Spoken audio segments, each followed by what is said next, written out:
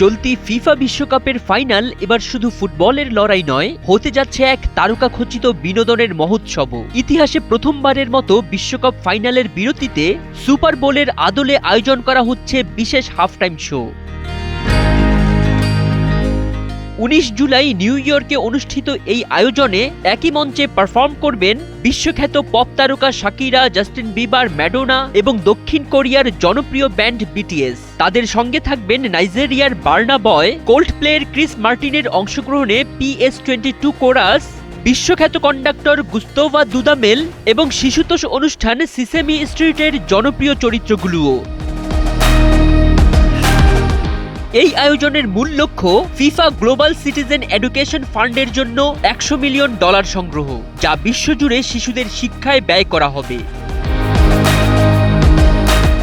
এদিকে মাঠের লড়াইটাও জমে উঠেছে। কোয়ার্টার ফাইনালে মুখোমুখি হবে France Morocco, Spain Belgium, Norway England এবং আর্জেন্টিনা সুইজারল্যান্ড। গোল্ডেন বুটের দৌড়ে 8 গোল নিয়ে শীর্ষে রয়েছেন লিওনেল মেসি। তার পেছনেই আছে কিলিয়ান এমবাপ্পে ও আর্লিং হাল্যান্ড।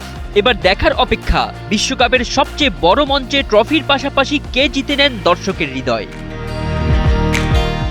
ফরিদ উদ্দিন মোহাম্মদ, সময়ের আলো।